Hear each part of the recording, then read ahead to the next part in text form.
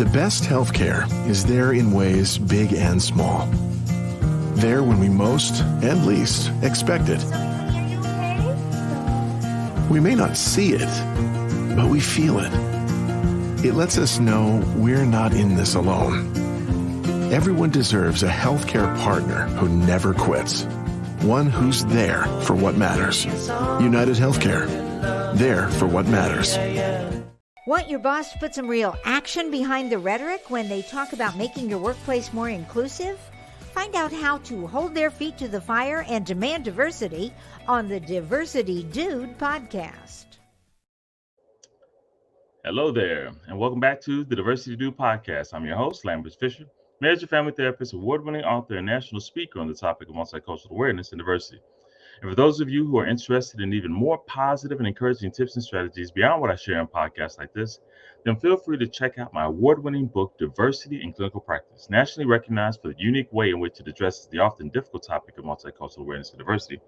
Designed for more than just therapists, if you're a helping professional in any way, Diversity in Clinical Practice can help you meet the greatest variety of cultural needs possible for those whom you serve, and it's available in paper and audiobook versions for your convenience.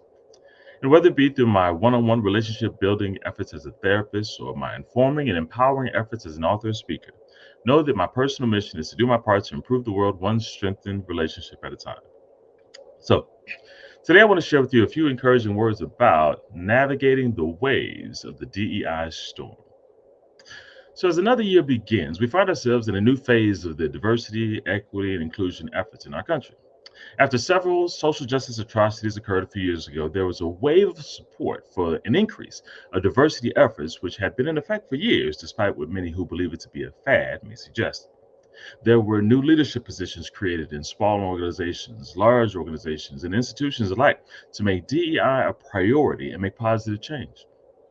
Then, whether it was motivated by unhealthy reactions to change in any form or directly contrary value-based opposition to efforts to balance power, influence, and acceptance, DEI was attacked, misrepresented to mean different things that it was never intended to represent, and then vilified in such a way that anyone who supported DEI efforts was seen as an extremist who hates anyone who isn't part of the extreme hate-based DEI movement. Unfortunately, what we're then left with is a small percentage of people creating an unhealthy and unsustainable narrative, with the majority of people and everyone else running from two extremes of either being for a supposedly extreme hate-based DEI cause or joining the hate-based anti-DEI cause. As if standing in the middle of a tug of war between both sides, many feel pulled back and forth and tossed and turned in the constantly shifting waves of a DEI storm of perspectives, opinions, and initiatives. As a therapist, I can very much understand varying sides of their genuine desires to gather support for their perspective. Not only that, but I can also understand many of the motivations behind even unhealthy extreme perspectives, as they're often motivated by legitimate feelings like fear based on past negative experiences, and believe that their strong values and proposals are the only way to prevent repeated negative future experiences. Nonetheless, I can also understand the perspective of those who don't want to be anti anything. Not because they want to be passive and neutral with no opinions about anything and lack the willingness and assertiveness to act in the ways that protect the well-being of others. No. But instead because they are desperately looking for a way to be healthily proactive and appropriately reactive in ways that create less division and hate, and instead promote feelings of genuine support and acceptance for everyone, no matter what their cultural identity or background might be. So the question then becomes, is there another option? A healthier option? I believe that there is. Building off concepts that I proposed in a previous Diversity Dude podcast called Sustainable Diversity, feel free to go back and listen to that at the conclusion of this one. I want to help you avoid being tossed and turned by the turbulent waves of the up and down DEI storm by, in a way, being a diversity buoy. Now, let me first say that I know that buoy is an unusual metaphor. For anyone who's not familiar, a buoy is that object that floats around in the water but is anchored deep down in the sand underneath, such that no matter how rocky the winds and the waves may push it left or right, it stays grounded. That's what I want for you in your efforts to navigate the ups and downs, the lefts and rights, the tossing and the turning of the DEI storm. So, how do we do that? Well, a first step is to learn to accept that storms will come. As I mentioned already, there are many healthy as well as unhealthy reactions and motivations why people gravitate toward extreme perspectives. But if we waste time being frustrated or discouraged that the disagreements happen at all, they will no longer be useful in our effort to bring about necessary change. Instead, accept that disagreements will happen. The stakes are high for everyone, and that is perfectly reasonable for people to be passionate about their hope for what the future will bring. The challenge then would be how to help people learn to express their legitimate feelings and hopes and concerns in healthy rather than unhealthy extreme ways. Which leads to a second step in being a diversity buoy of sorts, and that is to learn how to empathize with multiple sides of any issue. Now, let me be clear. Empathize does not mean to agree or approve or even confirm as accurate or right. Instead, it's learning to be able to genuinely say, I can see why you feel so strongly about that. In order to do this, you must take the time to listen and understand perspectives and experiences outside of your own. Because if you only look from your perspectives and experiences, then their conclusions can reasonably not make sense at all. But if you learn what experiences that have contributed to their perspective and what impact that had on them, then you can be able to genuinely say, I can see why you feel so strongly about that in a way that's respectful and that honors and values their feelings and their worth as a person, while also being able to respectfully decline the invitation to share their perspective, or at least their level of extreme passion for their perspective, if you so choose. I find that in a way, being able to empathize, not always agree with, multiple perspectives can be the antidote to the temptation to be easily swayed by every extreme. Because when you learn enough about another person's perspective to be able to say, I can genuinely understand why you feel so strongly about this. And then they respond with, great. So does that mean you're on my side against being anti them?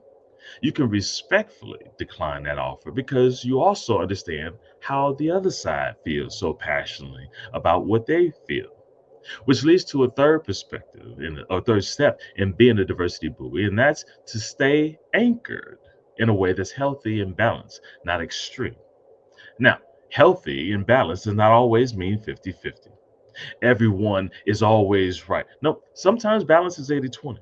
Or if physical safety or well-being is concerned, then 100% zero, definitely. But the challenge arises when everyone feels that they're on 100% side and anyone else not on their side is on the 0% wrong side. No, negotiations and challenges happen in any situation. Instead of this extreme, take the time to determine where you stand and what you value beforehand on a regular basis. That way, when you learn new information from either or both sides, you can enhance your knowledge and perspective by whatever information you find and let that grow, but still be anchored in something you feel good about, rather than not having any stance at all and letting someone else determine what you should value and how you should express it, especially if it's determined by who shouted the loudest or who had the best guilt trip. Over the next year, and likely beyond, there will continue to be initiatives fighting for diversity, equity, and inclusion, whether under that terminology or other acronyms or programmatic ways to positively impact people's lives. And there will also be people working actively against those efforts. Instead of being swayed by whichever initiative was the loudest, scariest, or even the best funded, my hope for you is that you would be anchored in a healthy perspective, accepting that challenges will come and not getting discouraged from the fight in the first place. Accept that feelings will vary and people will often express legitimate feelings in even unhealthy ways. Don't let the ups and downs of the DEI storm make you forget the point of it all is not the defense of acronyms, job titles, or program initiatives, nor is it to exchange hate and discrimination of a smaller group of people for hate and discrimination of a larger group of people.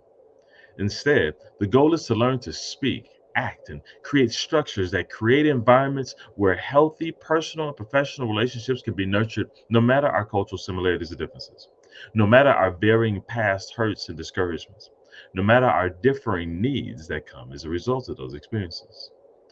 Whatever terminology, whatever programs, whatever language you need that can contribute to you being a part of that effort can be the beginning of your diversity boom. You're being grounded in the stability in the midst of a DEI storm. And with that, I'll say thanks again for listening to the Diversity Do podcast. If you have any pressing diversity-related questions, or if you'd like me to address that on an upcoming podcast, or if you have an organization that's in need of a shame-free and empowering guest speaker or training on this often sensitive topic, then feel free to reach out to me directly at www.diversitymadesimple.com. And if you know of anyone else who can benefit from a positive and encouraging perspective on this often difficult topic of diversity, then feel free to send them a link to this podcast so they can be encouraged as well.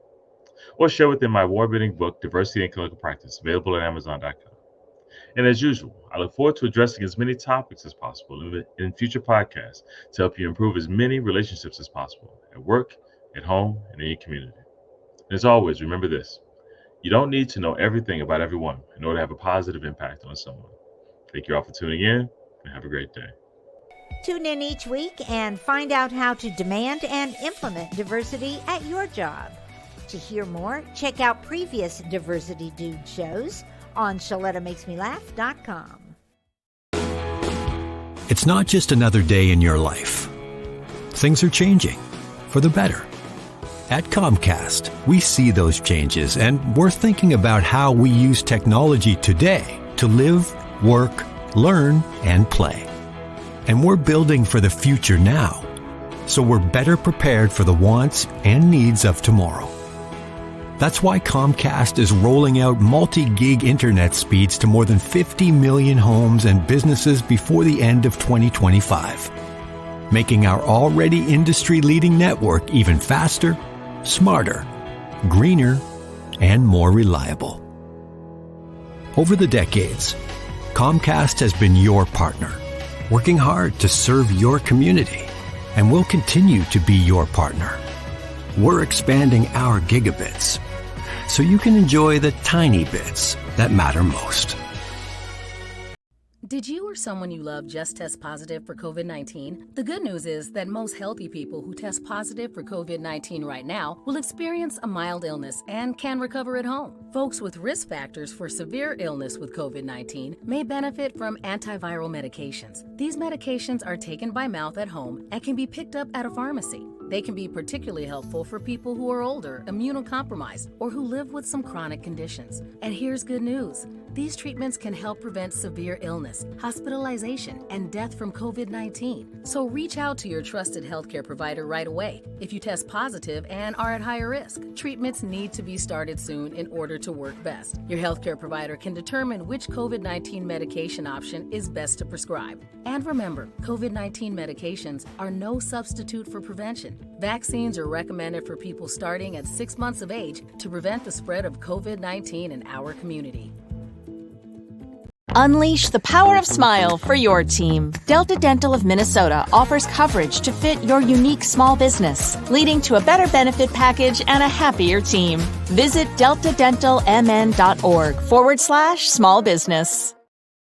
You know Shaletta makes you laugh, but did you know Shaletta Brundage can also make you think and boost your business? Media personality, activist, and comedian Shaletta Brundage founded Shaletta Makes Me Laugh to celebrate and share the best of Black culture. It's a podcasting platform. You can download 10 weekly podcasts hosted by African-American subject experts at ShalettaMakesMeLaugh.com or wherever you find your favorite podcasts. ShalettaMakesMeLaugh.com is also a production house, creating broadcast quality commercial content. And Shaletta and her team of storytellers create powerful promotional campaigns to get businesses the brand awareness they're looking for. Some of Minnesota's top businesses trust Shaletta, and you can too.